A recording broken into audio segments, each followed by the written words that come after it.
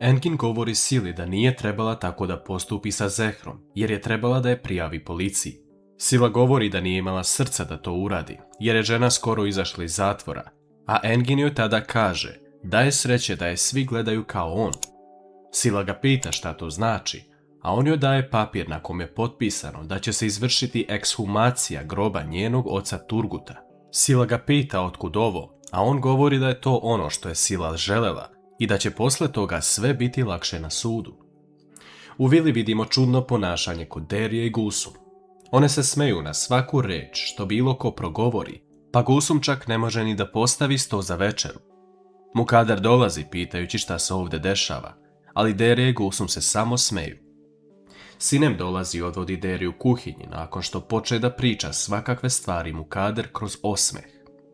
Gulsum također govori Mukader da neće ostati ovdje i da ne može postaviti sto. Gulsum i Derija kreću u svoju sobu, a u tom trenutku se pojavljuju Džihan i Metin, pitajući šta se dešava. Sinem govori da je sve u redu, ali da je Derija malo preterala sa nekim stvarima i da je Mukader skočio pritisak. Mukader govori Džihanu da su previše ljudi pustili u ovu vilu i da popriča sa Hančer o tome. Džihan odlazi u Hančerinu sobu, govoreći joj da je Derija napravila scenu večeras i da se Mukader to nije svidelo. Hančer nije ni do kakve priče nakon onoga što joj je Zehra rekla, ali govori da će sutra popričati sa Derijom. Dolazi vrijeme za večeru i svi su za stolom, sem Čemila i Derije. Sinem donosi hranu koju je obećala Metinu danas, a on se veoma obraduje tome. Vidimo da se Metin polako menja, ali nakon što Sinem ode u kuhinju, Mukader govori Metinu da ga je žena napokon počela gledati u oči. Metin tada vikne na Mukader da se ona lično pobrinula za to i uplašila Sinem, a Džihan i Hančer se začude zašto je on to rekao. Metin se izvinjava govoreći da je ovo bila nepotrebna priča, a Sinem dolazi sa hranom. Za vreme večere neko zvoni na vrata, a Džihan odlazi da otvori i vidi Beren. Beren dolazi da se pozdravi sa ukućanima, poželeći im prijatnu večeru, a Džihan i Metin odlaze sa njom u kancelariju, jer ona ima nešto važno da saopšti. Beren saopštava da je doneta odluka da se Turgutov grob otvori i uradi DNK analiza, jer Sila želi staru kuću koja je sada prevedena na Hančer. Džihan poludi kada ovo vidi, a Metin samo ćuti. Beren pita Metina zašto on ništa ne govori, jer je to i njegov otac. A Metin govori da stara kuća nije njegova, a da će on podržati svog brata šta god da odluči. Beren dodaje da postoje dve opcije, ili da Sila dobije ono što želi, ili da se uradi ekshumacija. Beren stavlja ruku na Džihanovo rame, govoreći mu da on sam donese odluku, a to mu govori i kao advokat i kao prijatelj. Mukader razmišlja zašto je Beren tako kasno došla na vrata vile i da sigurno nešto nije u redu. Džihan i Metin tada silaze sa sprata i Džihan govori da je doneta odluka da će se uraditi ekshumacija Turgutovog groba.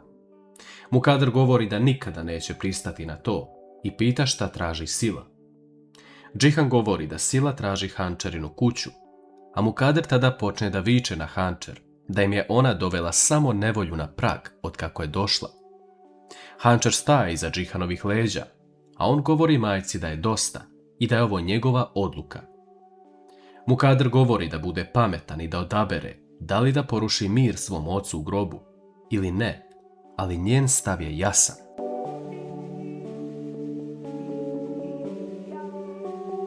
Džihan odlazi u sobu sa Hančer i počne da viče kako njegova majka ne razume kroz šta oni prolaze. Hančer staje na Mukaderinu stranu, govoreći da je ona u pravu i da možda ne bi trebalo dirati grob njihovog oca.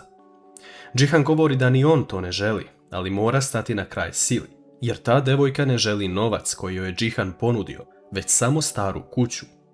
Hančer kroz glavu prolazi razgovor sa Silom, govoreći da se deca odgajana u domu razumeju, te govori Džihanu da sutra mogu otići, da joj potpišu staru kuću.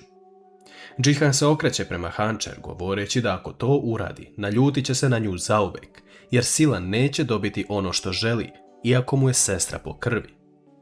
Mukader priča sa Metinom o tome, kako on treba da porazgovara sa Džihanom, ali Metin govori da će podržati svog brata i da je dosta konflikata između njih. I ako donese dobru ili lošu odluku, bit će uz njega. Mukader govori da ne bi trebalo da diraju kosti svog oca, ali Metin je tada pita zašto ona odjednom počinje priču o tome kada je ceo život navikavala svoju decu da mrze oca. Mukader spominje da bi bili po svim novinama, a Metin govori da će unajmiti jednog novinara koji će prvi izneti vesti i bilo bi lepo da uslika Mukader kako se moli.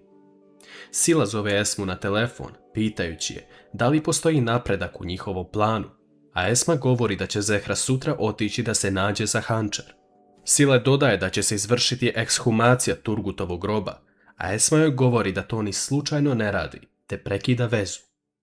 Sinem priča sa Metinom o tome što se dešava u vili, a on joj govori da žene posebno pate za mužem nakon što ga izgube, ali da je Sinem sigurno htela da tako bude. Sinem govori da je mislila jedan period da joj je bolje bez Metina, ali sada ne misli tako. Ona zna da je on prošao teške trenutke u klinici i veruje da će ga ljubav izlečiti, te da da šansu sebi, njoj i životu. Ujutru, Džihan ustaje i vidi Hančer na terasi. On joj govori da je situacija oko nasljedstva samo na njemu i da Hančer ništa ne brine. Hančer tada priznaje Džihanu da joj je zvala žena koja poznaje njenu majku i rekla je da se nađu danas u 11 sati jer ima nešto važno da joj kaže. Džihan se izvinjava Hančer jer nije uspeo da shvati da se nešto dešava od svojih problema, ali daje joj podršku, govoreći da će i on otići sa njom, te da je najbolje da se Hančer napokon suoči sa istinom. Vidimo jednu smešnu scenu u Čemilovom životu. Pošto nisu uspjeli da probude Deriju i Gusum, Čemil i Emir se spremaju za današnji dan, tako što Čemil pegla odelo, a Emir je već zakasnio u školu jer ga Derija nije probudila. Emir odlazi da uzme nešto iz druge sobe, a Olga koristi tu priliku da uđe kod Čemila u sobu, tako što mu donese 2 sendviča za njega i Emira. Olga prilazi Čemilu govoreći da je on pravi domaćin i da su takvi muškarci uvek privlačni, ali tada se pojavljuje Emir, dok je Čemil zbunjen i uplašen šta se dešava. Njih dvojica silaze u dnevni boravak, dok su tamo već Džihan, Metin i Sinem.